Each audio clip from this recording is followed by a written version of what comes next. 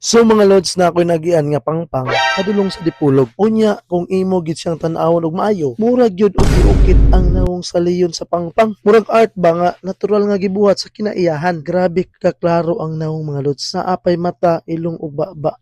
Ug grabe pud kahabo diring dapita.